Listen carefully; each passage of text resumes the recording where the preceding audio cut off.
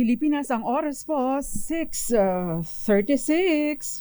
Eto na ang mag-partner na mas paliliwanagan tayo pagdating sa batas. Mga payo ng mga abogado, mga usaping abogado na mas malinaw na pag-uusapan para mas maintindihan natin. Kumpanyera ng Bayan, si Attorney Rina Seco at ang Panyera ng Bayan, si Attorney Cam Cheryl Adami Molina. Dos Kumpanieras sa DZRH Radio, DZRH TV at DZRH Online. Bago mo kasuhan, bago ka pumirma, bago ka makipagkasundo, makinig muna sa Dos Kumpanieras. Dos Kumpanieras. Magandang gabi Pilipinas, ito po ang programang Dos Kumpanieras. At ako po nagsasolong panyera ng bayan, Attorney Rina Seco, tuloy-tuloy sa pagbabalita, tuloy-tuloy sa serbisyo. Sama-sama tayo, Pilipino. Dos Kumpanieras. Gandang gabi po sa inyong lahat. Ngayon po ay March ano bang March ngayon? March 4, 2024. Kumusta po kayo? Kumusta po ang nagdaang weekend? At syempre, sana po hindi tayo nagkakasakit dahil napakainit ng panahon. Pero meron pong dagdag bawas sa presyo ng produktong petrolyo bukas. Parang eleksyon, ano? Meron pong dagdag bawas ayon po sa oil industry firms. Magkakaroon po ng 40 centavos na bawas sa kada litro ng diesel at 35 centavos sa kada litro ng kerosene. Tanging gasolina lamang po magtataas sa presyo ng produktong petrolyo bukas at madadagdagan ito ng 50 centavos. Kumusta po kayo? Pasensya na kayo ha, nagloloko itong aking headset Hindi po masyadong ano ba ito? Hindi ko pa nawawala pa din. Pero, kumusta po kayo, no? Samahan niyo po ako hanggang 7:30 ng gabi. Magiging maganda po ang ating talakayan dahil ito po ay patungkol, no, sa mga bumibili ng properties dyan. Usapang properties pa din, pero, no, marami po sa ating mga kababayan ang nagkakaproblema, no, pagdating sa quality or kalidad ng mga binibili ng bahay, lalong-lalo na itong mga condominium units o kaya naman po itong house and lot, yung mga nasa subdivision. So yun po ang malaking problema ng ating mga kababayan. Ayan. At kung kapag ka po ganito, no, ano nga po ba or saang ahensya nga po ba ng gobyerno tayo pupunta? Kanino po tayo magpapatulong? Kailangan ba natin ng full-blown kaso dito? Or sapat na ba na pumunta lang tayo doon at magreklamo? At if ever ba, pwede ba nating ipa-refund na lang ang ating binayaran mula binayaran sa developer? Ayan. So, pasensya na kayo. Hindi ko talaga naririnig Dos Kumpanieras. Ayan. Okay. So, umpisahan na po natin. Kahit wala akong sound effects at hindi ko naririnig ang sarili ko. Ang tanong, pwede bang ipa-refund ang ibiniga or ang ibinayad kung ang biniling bahay sa developer ay may sira o defective? Yan po ang tinatalakay natin tonight. And if you have questions, 0919-282-6485 at pwede din po kayo magpadala ng inyong mga mensahe sa DZRH Dos Kumpanieras na Facebook Live bilang comment o kaya naman ay sa DZRH Facebook DZRH News Facebook page bilang comment pa rin at sa DZRH News Television bilang comment pa din. Ayan. So, kailangan palang hawakan ko siya para marinig ko ang sarili ko. Ayan. Okay. So,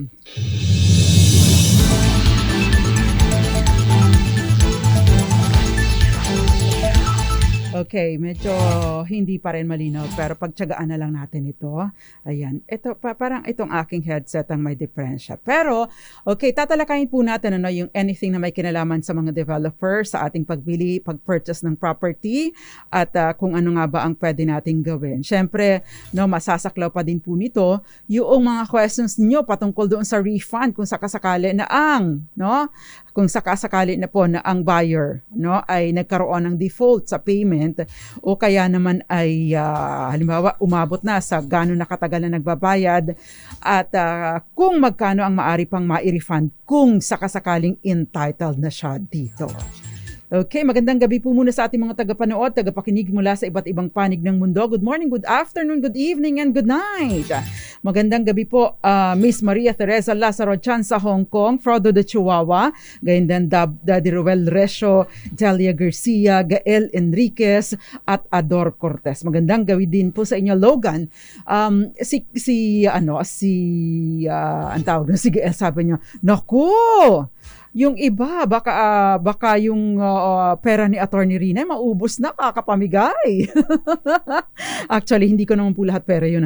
Meron po tayong sponsor na tumutulong sa atin, isang listener. At saka sa mga susunod pong araw, hopefully next week na, ay magkakaroon po tayo ng DZRH Malakas promo. Doon, mas maganda dahil dalawa po ang mananalo every day. Ito po ay bilang regalo sa ating mga tagapakinig na loyal na nakasubaybay sa DZRH o sa DZRH Dos Compañeras, at in celebration na din or bilang pag-celebrate na din sa ating 85th anniversary sa July 15. Kaya yan po ang good news, kaya manatili pong nakatutok sa DZRH at sa DZRH Dos Compañeras para sa sabi nga ay mas malakas na promo dahil ito po ay hanggang DZRH anniversary na hanggang July 15, 2024. O, diba? Masaya at mabibigyan ng tsansa na makapanalo ang mas marami nating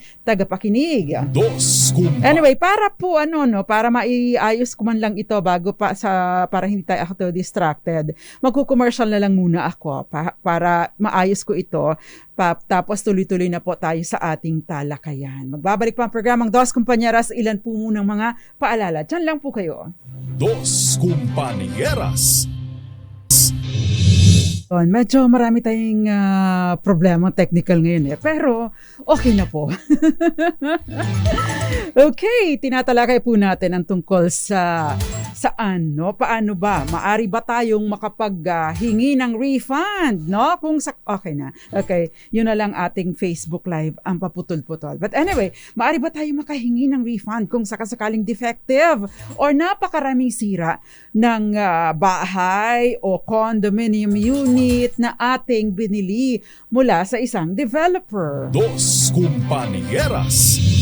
At syempre again, uulitin ko 0919282645 at syempre sa ating DZRH Dos Compañeras na Facebook Live, gayon din sa ating DZRH News Facebook Live at DZRH News Television Facebook Live. Dos Compañeras. Umpisahan na po natin. Dalawa po ang maaring batas na pwede nating i-invoke, kapag ka pumumili tayo ng property at meron pong depekto, yung itinurn over sa atin na unit, Ito po unang-una tinitingnan natin yung dati HLURB Ngayon po ay DHSUD, Department of Human Settlement and Urban Development, kung saan po natin ilalodge o isasampa ang reklamo laban sa isang developer kung ito ay nagkaroon ng mga malpractices o hindi nagto-turn over or hindi yung developer ay hindi nag-turn over on time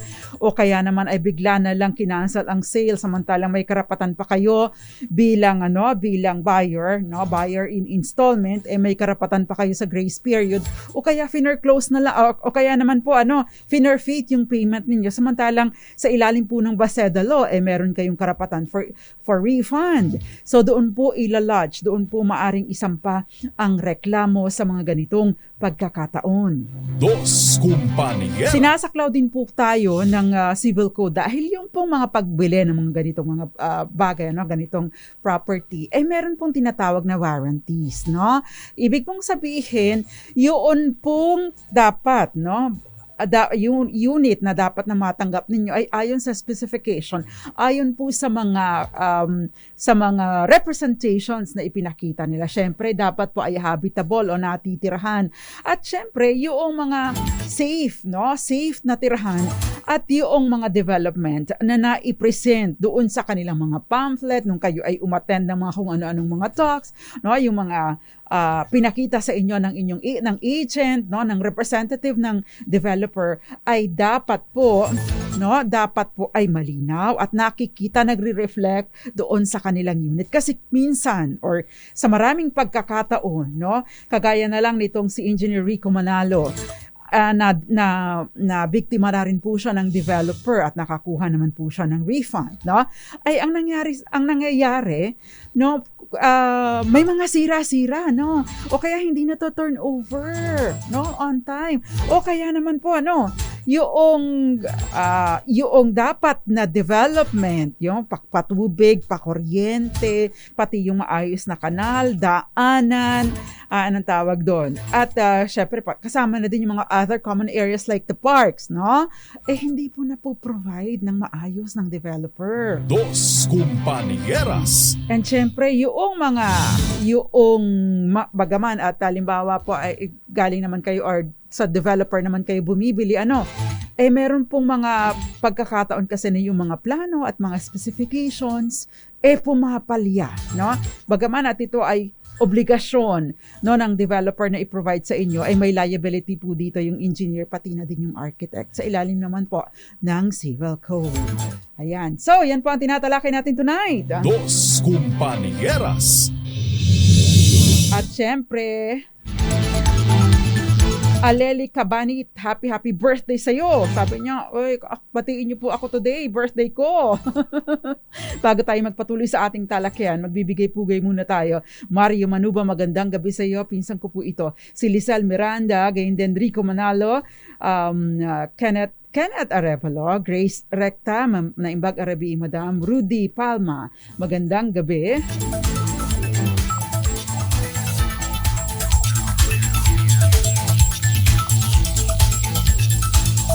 Okay, sana daw, sabi ni Ginoong Palma, insa daw gawing malakas ay pangmalakasan na lang. Actually, hindi naman po yung pangalan ang nagmamatter. Ang importante lang po ay nadi-deliver. Actually, extra na lang po yun Extra na lang po yung malakas, no? Para, pang-encourage din sa inyo na manood from time to time. At the same time, para din po mas maging fun ang learning. Kasi naniniwala din po tayo kapag nag-i-enjoy tayo sa pag-aaral ay mas tumatatak sa atin. Although, unfortunately, ang nakakalungkot po ang iba, ang focus lang talaga ay yung 500 pesos. Hindi yung para matuto, which is sad, no? Anyway, si Magdalena Martin, magandang gabi sa'yo, nanonood sa atin. Sabi niyo, always listening and watching dahil iba na yung may alam. Thank you very much, Ma'am Magdalena Martin. Eduardo Narvaez, gayon din si Tita Ami Miraflor Garcia at maraming iba pa nanonood po sa atin tonight. Dos Compañeras. Peter Albia and Dominador Payoyo, magandang gabi sa iyo.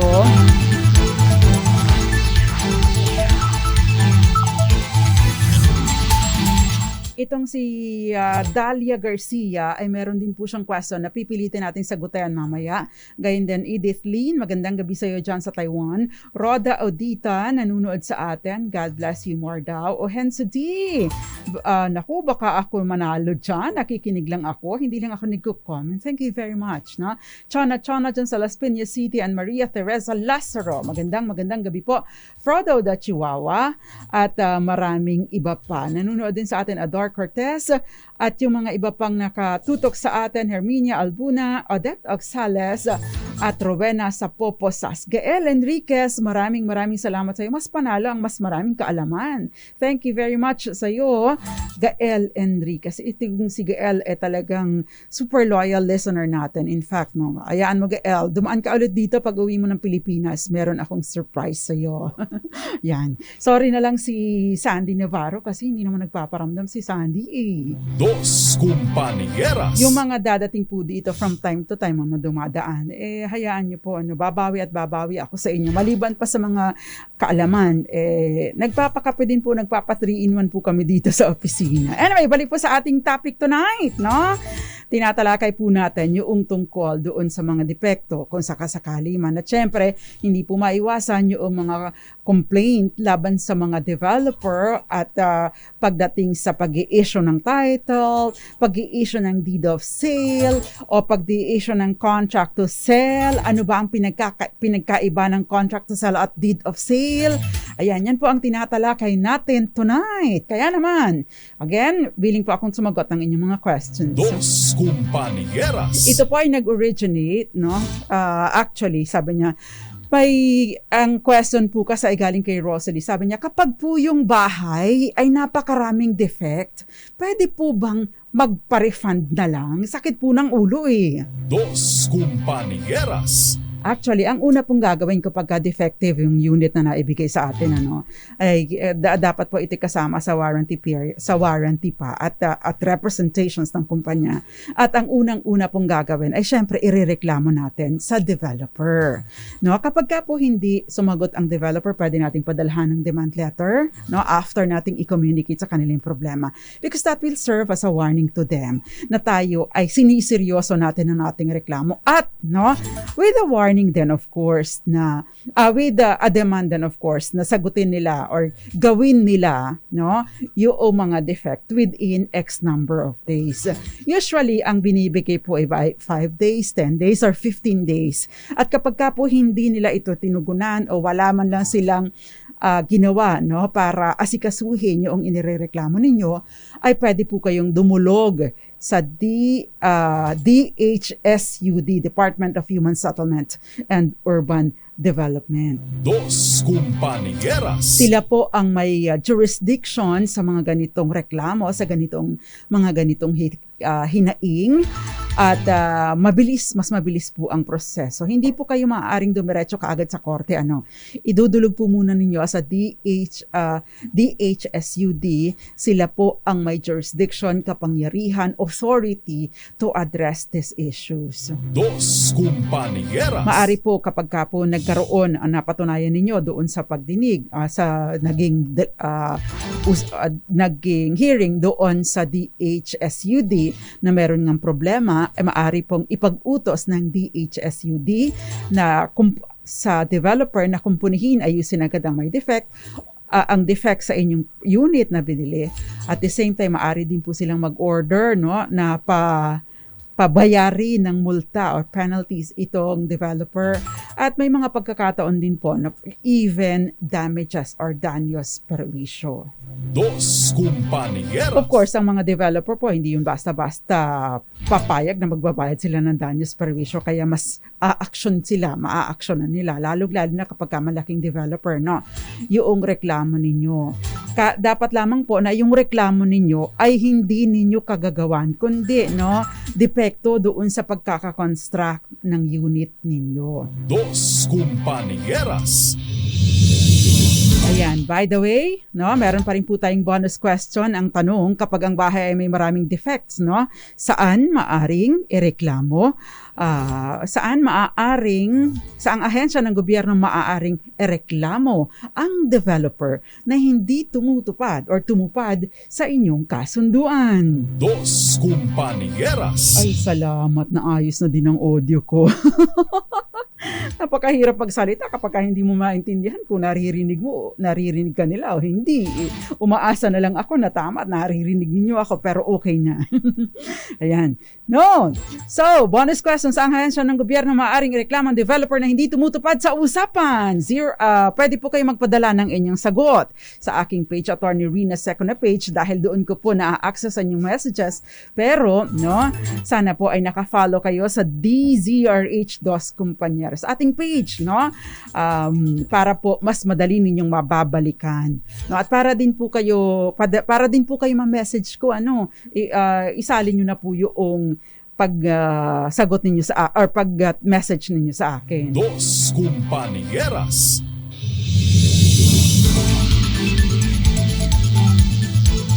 Okay, so binanggit na po natin na irereklamo po sa DHSUD at doon po ipatatawag ng DHSUD yung developer. Doon i-inspect din kung meron ba silang meron din silang authority to sell, meron din silang permit mula sa DHSUD, dahil kasama po yan sa mga tinitingnan nila. By the way, yun pong authority to sell, at saka yung permit po ng developer ay hindi po ibig sabihin na may development sila sa Bulacan. Applicable na yun sa development nila dito sa halimbawa sa Cavite. Magkakaiba po ang mga permit at ang mga authority na inalalaan or dapat na kinukuha ng developer mula sa DHSUD. Dos Kumpani. Bawat proyekto po, no, ay may kanya-kanyang authority to sell. Merong kanya-kanyang license mula sa DHSUD. No, hindi po pwedeng pang-isahan lang sa lahat ng proyekto sa Pilipinas. Dos Kumpanieras. Ayan. So, meron pong question dito. May hinuhulugan po kaming bahay. Hindi na po namin kayang ituloy ang babayaran dahil nagkasakit po ang asawa ko. Ang questions ko, attorney, kung mailit po ang bahay, may matatanggap pa po ba kami? O kung wala na kaming makukuha, pwede po ba kaming singilin ng pagkakautang namin kahit na inilit na po ang bahay? Ano po ang pwede naming gawin? Dos Kumpanie. Okay, ang tanong, no? Kung itong hinuhulugan ninyo, sino ba ang kakontrata ninyo? Ito ba ay hinuhulugan ninyo sa isang may-ari na hindi siya developer? Halimbawa, nag-transact ako kay JM Arroyo, for example, ang ating technician. Halimbawa, may bahay siya, binili ko sa kanya yung bahay. Yun ba ay sinasaklaw nito? No? Ang sinasaklaw po kasi ng Masedalo, no?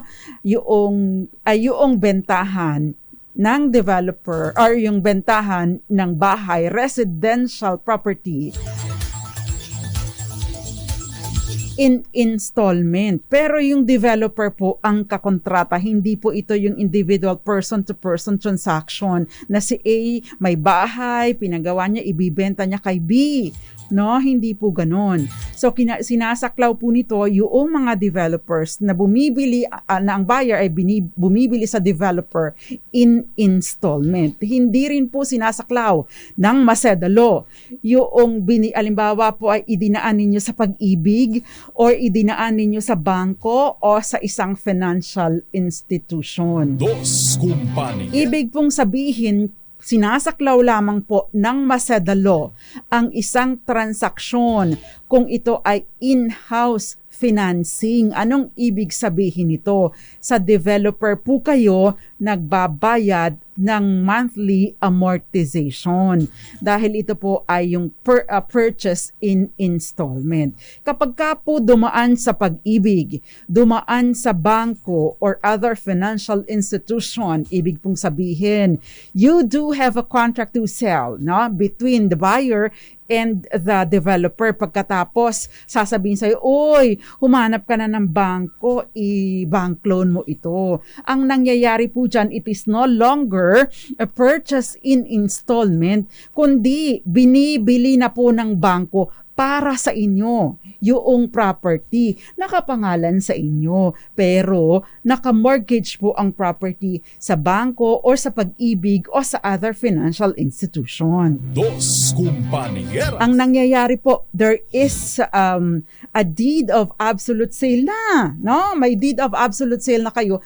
pero naka-mortgage po sa bangko dahil yung property na binili para sa inyo or binili ninyo ay nagsiserve as collateral, no? Mortgage, nagsiserve as security sa pagkakautang ninyo sa bangko. Fully paid ng property, binayaran na ng bangko o ng Pag-ibig.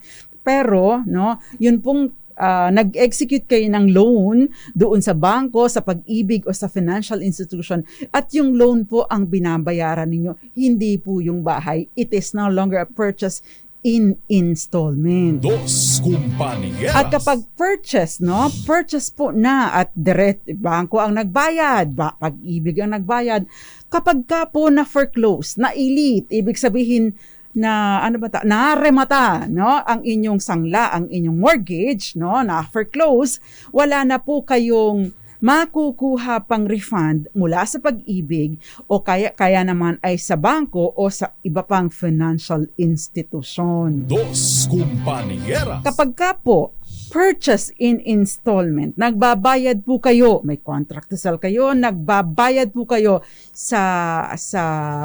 ang binabayaran po ninyo ay ang developer Ibig sabihin, sinasaklaw po kayo ng Maseda Law, in which case kapag ka po naka 2 years of payment kayo or lagpas pa, no?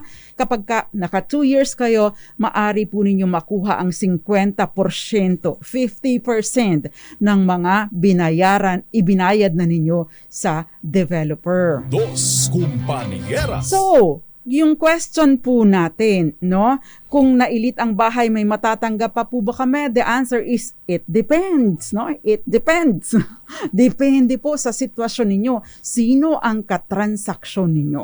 Ang next question, kung wala na po kaming makukuha at pwede pa po ba kaming singilin ng pagkakautang namin kahit inlit na po ang bahay? Kung halimbawa po ito ay bangko, kung halimbawa po ito ay bangko, so ibig po sabihin contract of loan at na-foreclose po ang mortgage, ibig sabihin i-foreclose ang mortgage, isusubasta, ibibenta po via public auction ang property na naka-collateral, no? Kapag kulang pa po yung purchase price, yung napagbentahan o napagtindahan sa bahay ninyo, no? Kasama na doon yung sa i-charge doon yung expenses ng foreclosure, expenses ng auction sale, at yung interest, no? Kapag kulang pa po yun, no, maaari pong singilin pa kayo sa kulang sa inyong pagkakautang. Dos Compañeras. Now, ito ba ay automatic, no? Kapag ka po judicial foreclosure, anong ibig sabihin ng judicial foreclosure? Kapag ka po idinaan sa korte ang foreclosure ng mortgage, ibig sabihin nagkaroon pa po ng mga pagdinig, no? Ibig pong sabihin, i-order na po, kasi usually sasabihin na yon, kasama din po sa i-demand na yung yung kulang in case, no, na kulang yung napagbentahan doon sa pagkakautang ninyo, ibig pong sabihin, magkakaroon po ng deficiency judgment. Ano ba yung deficiency judgment? Yung deprensya, no? Matapos maibenta ang bahay ninyo sa auction sale, ay ima-minus doon sa pagkakautang ninyo. Kung may kulang pa, ibig sabihin, yung deficiency judgment o orderan kayo ng korte na bayaran ninyo yung kakulangan. No? Halimbawa naman at sobra, i-orderan din po ng korte na ibalik sa inyo yung sobra doon sa purchase price. Dos Compañeras. Which of course seldom happens. Bihira. Wala pa ako nababasa na ganun. But anyway, no?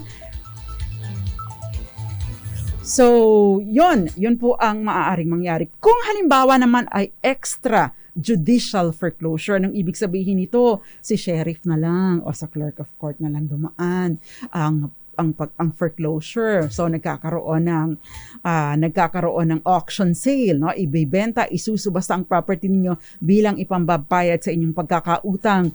Ang mangyayari po nito kung kulang, no? Hindi sapat, no? Yung purchase price doon sa inyong pagkakautang, kailangan po ng separate or independent action sa korte para ma-recover yung kakulangan doon sa purchase price at doon sa inyong pagkakautang. Kung ibig sabihin meron pang balanse. Dos Compañeras. So napaka-complicated po ng question ng ating texter dahil hindi rin naman malinaw kung sino ang kanyang katransaksyon.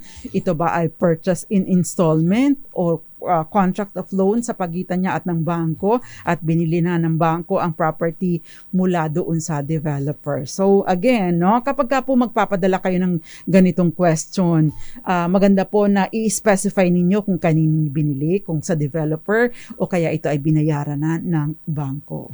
Dos Compañeras. Okay, kailangan po ba ng notice sa nagsanla assuming binili ang property at nag-avail po ng bank loan or via bank financing?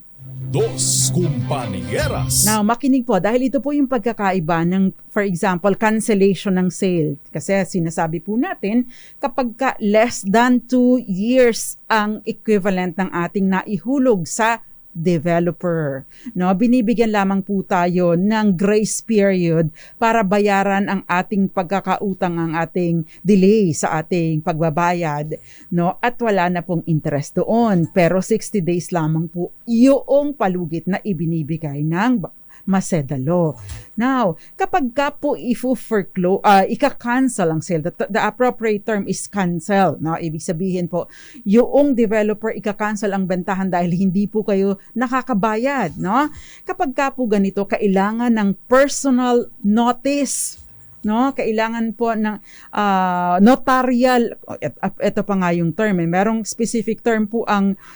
pong specific term na sinasabi ang Masedalo na yung rescission by notarial act, no? Hindi po sapat na notice lamang, hindi ka nakakabayad, therefore kinakancel na namin ang bentahan, umaatras na kami.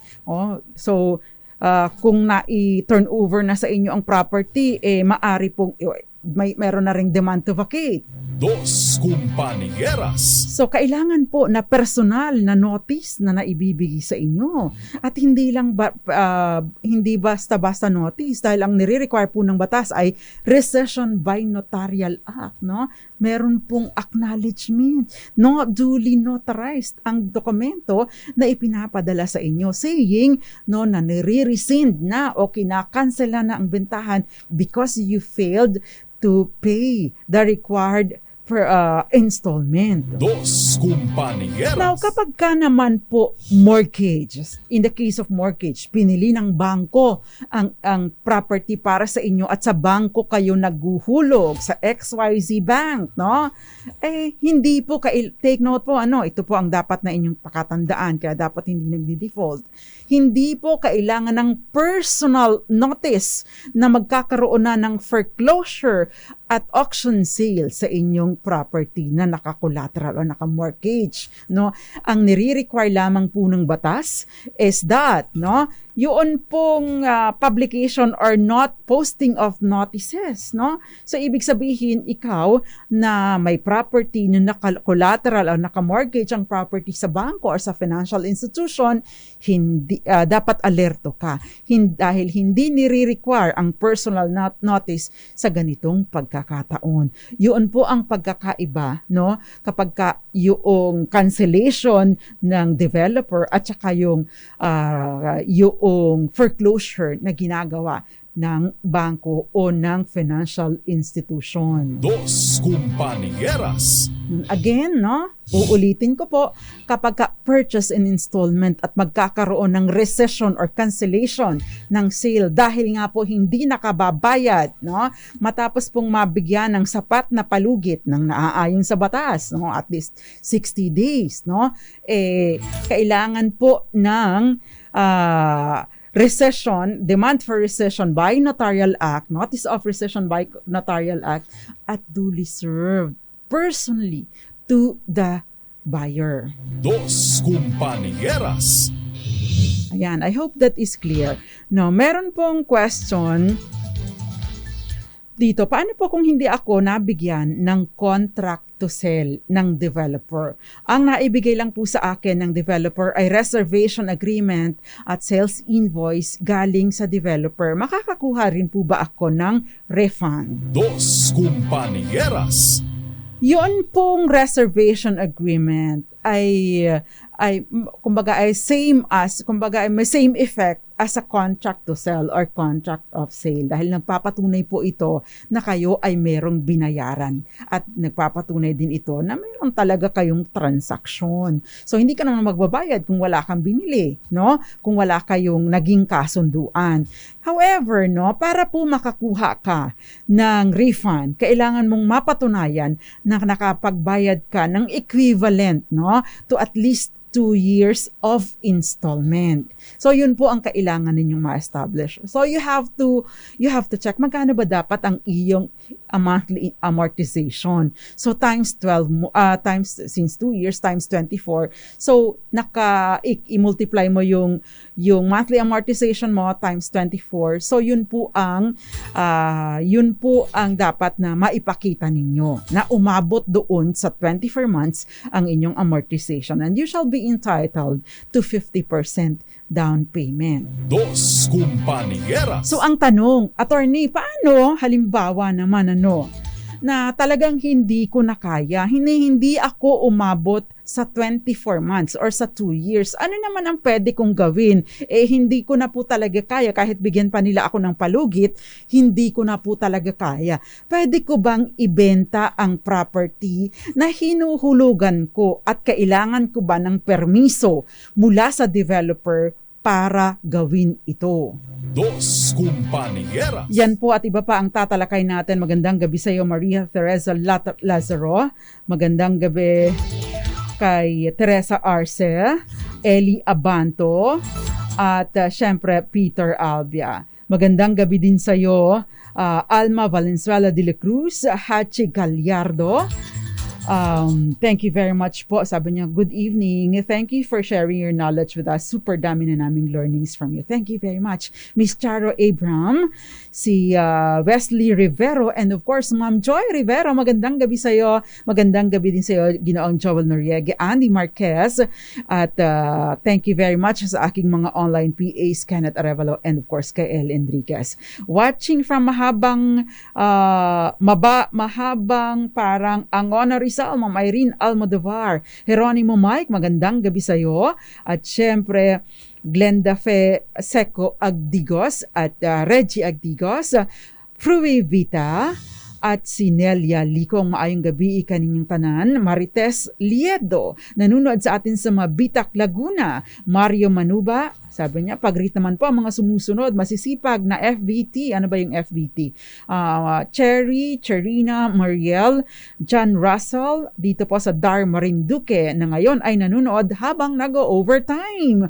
Magandang gabi po sa mga taga Department of Agrarian Reform sa Marinduque. Tuloy-tuloy pa po ba ang distribution or marami po bang mga beneficiaryo ng Comprehensive Agrarian Reform Program dyan sa Marinduque? So Ma'am Cherry, Charina, Mariel, John Russell, magandang gabi sa iyo, and of course Kuya Mario Manuba. Violeta Zambrano, magandang gabi, at si Daniel Laguno, at Eduardo Narvaez, Josephine Garimbao, Eds Maglakas, Odette Ogsales, Herminia Albuna, at syempre Ate Ching Seco Elag at Ate Lily Baradi. Dos Compañeras. Mamaya po, bibigay ko rin sa inyo paano makaka-claim ng refund.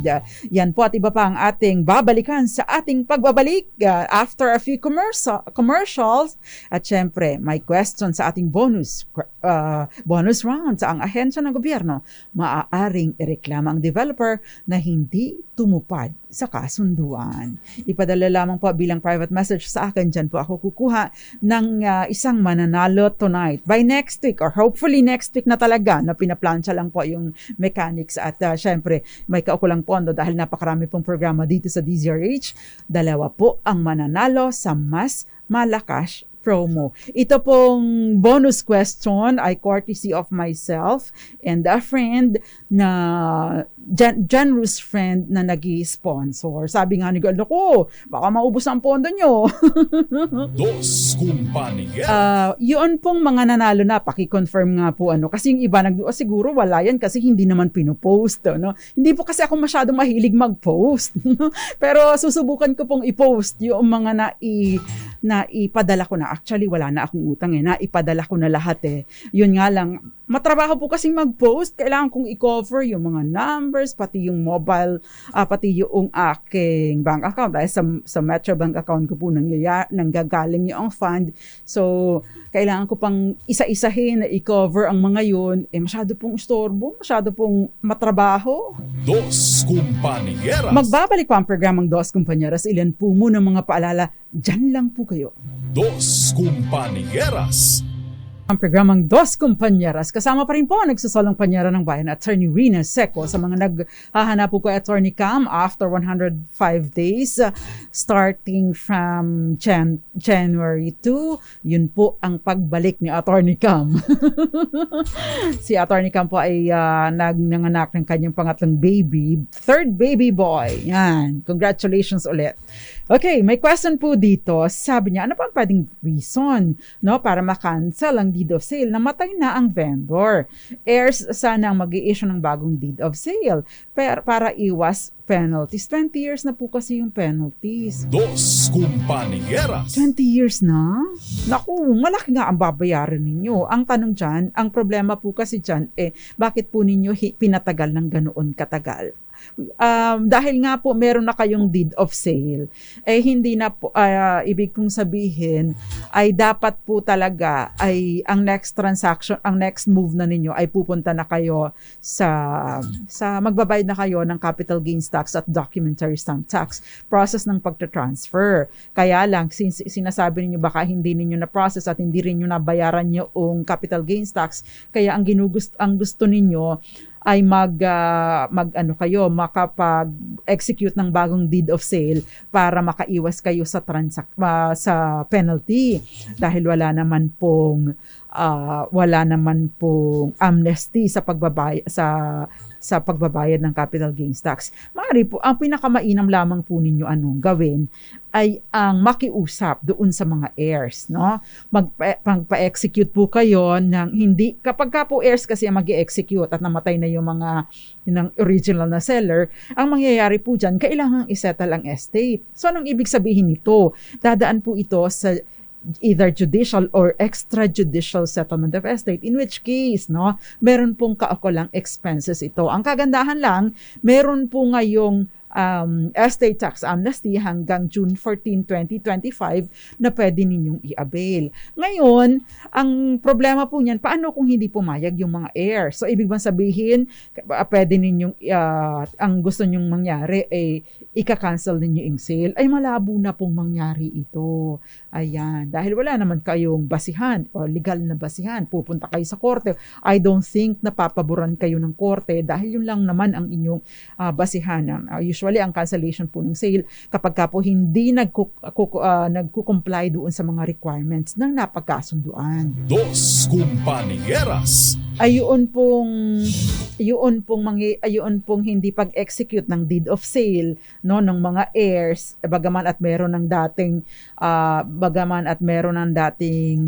deed of sale, ay hindi po yun basihan. Although kung halimbawa po never nagkaroon ng deed of sale, pwede po kayong dumulog doon sa korte para sa specific performance. Sasabihin po ninyo sa judge na matulungan kayo na i-compel, na pag-utusan ng mga heirs to execute the registrable document para maiparehistro po ninyo yung transaksyon pati yung property sa inyong pangalan. Dos Compañeras. Okay, yung nagtatanong po doon sa may encroachment ay ang first step po ninyong gagawin kung naghihinala po kayo nung nagkaroon ng encroachment ay syempre dumulog po kayo sa barangay. Pero kung nag-allege po kayo ng encroachment, no, kailangan po ninyo na maipakita yung na nagkaroon nga ng totoo ngang nagkaroon ng encroachment. How? Syempre, yun pong geodetic engineer ang makakasagot nito. Kailangan po ng relocation survey. Dos Compañeras. Okay, si Ma'am Teresa Arce, sabi niya, pabati naman po ako. Birthday nung Feb 28, kahit tapos na, at pabati po si Adre Diaz, nanunood sa atin dyan sa Osaka, Japan. Maraming salamat daw. Magandang gabi po and happy birthday sa iyo. Happy belated birthday, Miss Teresa Arce, at magandang gabi si Adre Diaz, nanonood sa atin sa Osaka, Japan. Dos Compañeras. Yung nagtatanong po tungkol doon sa ito yung maliit na village nila ay merong isang maliit na space na ginawang gate sa isang corner at pinatayuan ng maliit na guardhouse at may katabi na homeowner.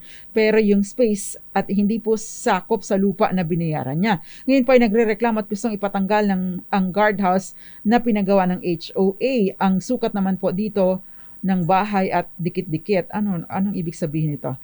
Semi-urban po yung village. Kung ito po ay sa Homeowners Association, ibig po sabihin, napagkasunduan po ito ng majority, no, ng homeowners, ng members ng homeowners, wala po dapat ito mag-i-issue. Basta hindi po ito nag-i-encroach sa aninmang private property, no, ng isa sa mga members ninyo. Dos Compañeras. Okay, ang bilis ng oras pero napakarami pa palang mga questions. Ang bonus question natin ngayon, sa ahensya ng gobyerno maaring ireklamo ang developer na hindi tumupad sa kasunduan. Ang sagot, no, ipadala po bilang private message ang inyong GCash number, no? Ang sagot po diyan ay Department of Human Settlements and Urban Development, DHSE. Yan. So, ang nanalo ng 500 pesos tonight na sumagot sa atin ng DHSUD, Leonardo Tuble, magandang gabi and congratulations sa iyo. Bigyan po ninyo ako hanggang Sabado para mailipat sa inyo or baka Friday, mapapadala ko na, no? Ang napanalunan ninyo tonight. Huwag nyo lang po akong sisingilin mamaya o bukas, ha. Bigyan po ninyo ako hanggang Saturday. Ganyan. Anyway, maraming salamat po sa pagsama ninyo sa akin tonight, no? Pasensya na kayo, medyo distracted ako earlier because of the audio.